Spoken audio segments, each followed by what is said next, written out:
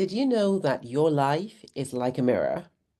You see, whatever you see in your life, your finances, your relationships, your health, it's simply a reflection of what's happening inside of you. And of course, when things are going well and things are going as we plan or we wish, it's so easy to accept. The difficulty comes when things are not going as we desire. And then it is much harder to accept that this is something that we are actually projecting. So, what I want to share with you is one of the fastest ways to manifest exactly what you want instead of manifesting what you don't want. This is the mirror principle. When there is a mirror in front of you, it is impossible to change what you see in the reflection by wiping the mirror. So if there's a big spot, no matter how much you wipe the mirror, if that spot is on your face, then your wiping is futile.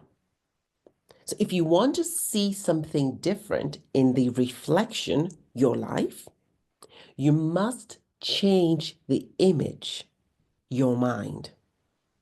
And this is why, in order to change your life, to change your current circumstances, you get to change your mind.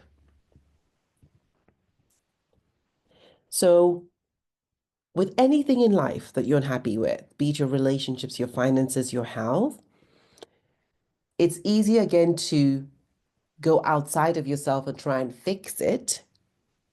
However, the most sustainable and quickest way to actually make change that you desire is to go inside of yourself. Now, how do we change the mind? You have several levels of consciousness. So, the first level of consciousness, many people would say it's a conscious mind, and that's what you're experiencing daily. Those are the kind of things that you say when you're doing your affirmations. It's what you consciously think you desire. So, there was a time I used to say, I want to be in a relationship, and I kept saying I wanted to be in a relationship, and lo and behold, I was a queen of singledom. And I had to sit myself down and say, hey, if you're saying this, conscious mind, but it's not happening, then somewhere in your subconscious, there is a belief to the contrary. And just to explain the difference between the conscious and the subconscious in terms of power, the subconscious mind is responsible for maybe 95, even more percent of what really goes on in your life. And the conscious mind is responsible for maybe 5. So let me give you an image. Imagine that there is an elephant and there is a man on the elephant. The man is trying to get the elephant to do something. If the elephant is on board or agrees, then yes, it will happen. But if the elephant says, this is not happening, there is absolutely nothing the man can do by force. So it is about the man teaching the elephant, enrolling the elephant, subconscious mind, so that it can then, with its immense power, do what it is the man wants. And so the subconscious mind is only the first step. So what you're seeing in your reality is just what you can see with your 5 senses. The subconscious mind, however, has all your core beliefs. And this is built from everything you've observed, you've learned. And these are things you may not even be conscious of, which is why they're so powerful and sometimes dangerous, because you're not even aware of what it is that you're fighting against. You're not even aware of what it is that's blocking the things that you desire. And then beyond that is the quantum field, the field of all possibilities. So this is the field where there's a version of you that is immensely wealthy, the version of you that is not at all wealthy, the version of you that is incredibly healthy, the version of you that is not well. They're all the possibilities. It's like the universal buffet. And basically, with your free will as a human spirit, you get to choose what it is that you desire.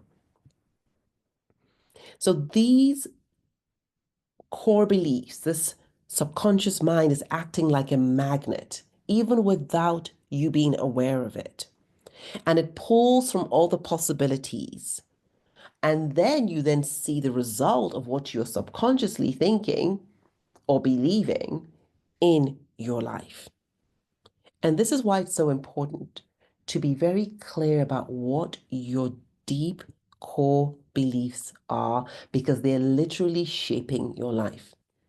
So you could say, show me your life and I will tell you what you believe.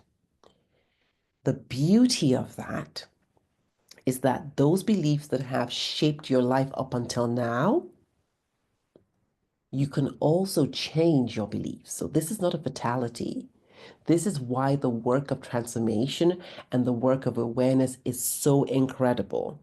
So consider that those beliefs made a form in the universal possibilities, and like Play-Doh, the impression in the universal possibility will give you back exactly what you impressed.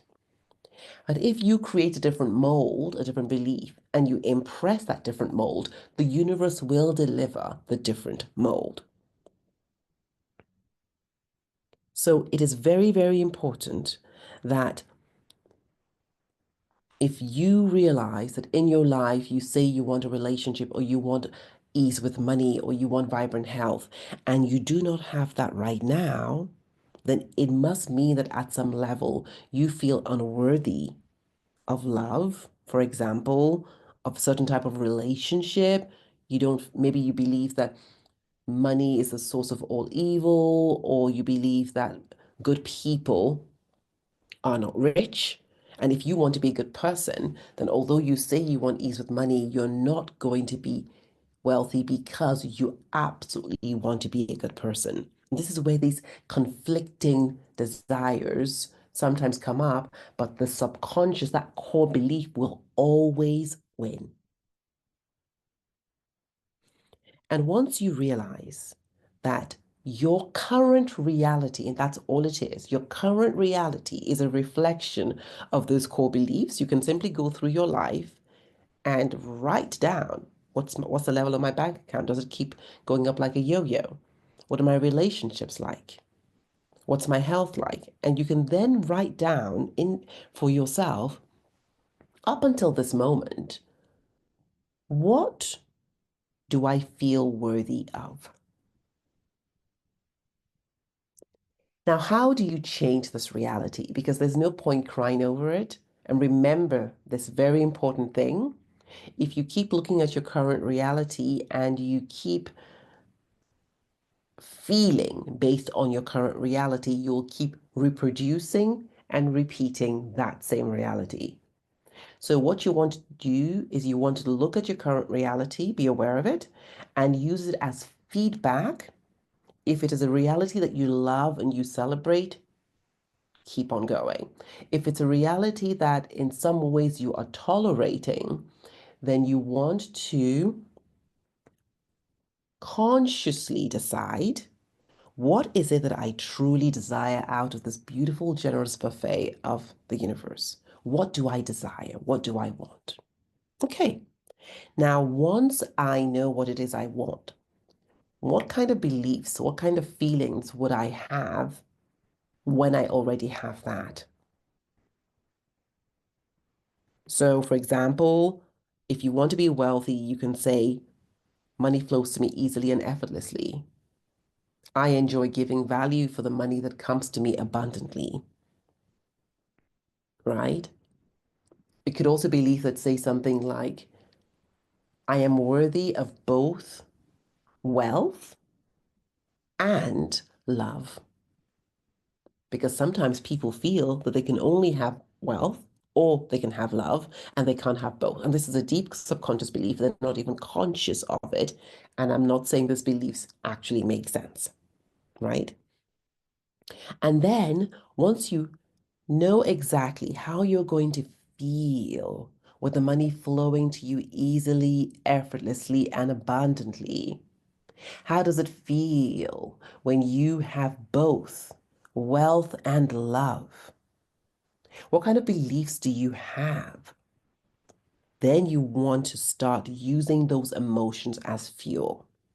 So you're not waiting until you have love and wealth. You are already feeling the gratitude, the joy, the abundance, the empowerment right now, the delight, the pleasure that you would feel then. And you know what's beautiful about that? Those feelings, those thoughts of gratitude will now be the new mold that will impress on the universe. And the universe must give you the mold that you yourself have made. And soon your life will become the reflection of this new mold. And the mold is none other than your thoughts and your feelings, your volition, your choices. And remember, it's not simply about the conscious mind saying, oh, I want this. That's great. You then have to reprogram with your feelings and your constant attention giving energy to the new reality that you want.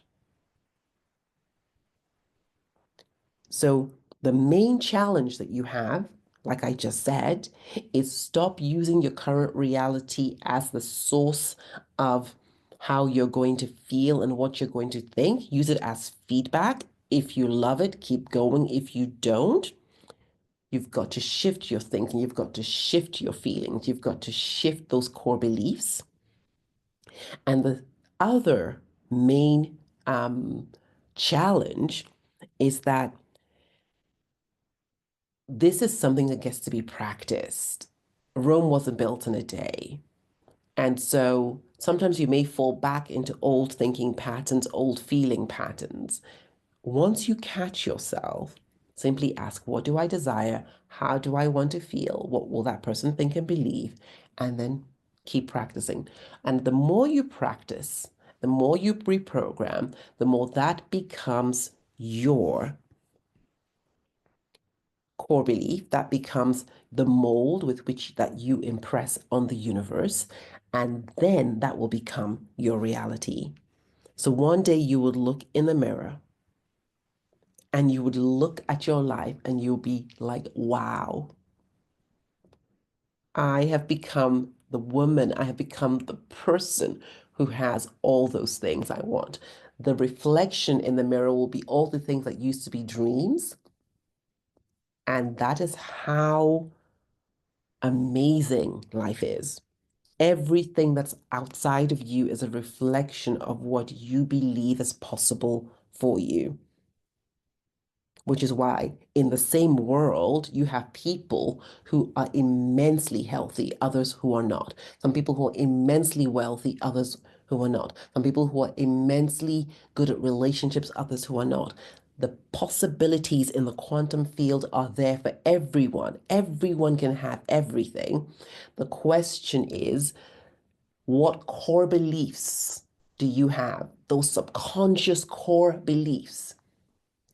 All of us can do the same affirmations all day long. If we don't change it at the core belief level, then nothing is going to change.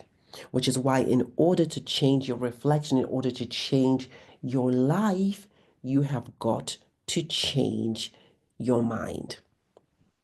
So, my invitation for you today is look at your life right now and ask yourself, what about my life do I absolutely love and celebrate? And what am I tolerating?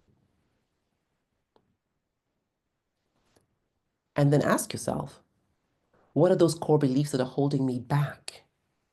And how do I get to shift them? And if this is something you think you can do on your own, awesome. If you believe you need support, get the support that's required.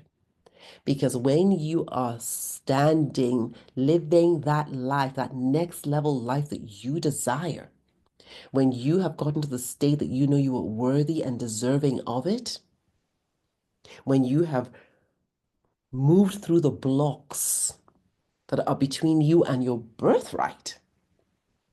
You will look back one day and you'll be so grateful that you stepped into the awareness that you had your destiny in your hands. That next level life of yours is simply a question of you reaching for and embodying your next level mind. This is why I love to say, when you shift your identity, you shift your destiny. I would love to know what is coming up for you. I'd love to know what it is that you would love to shift this new year and share in the comments. It is always a joy to witness transformation. Love and light.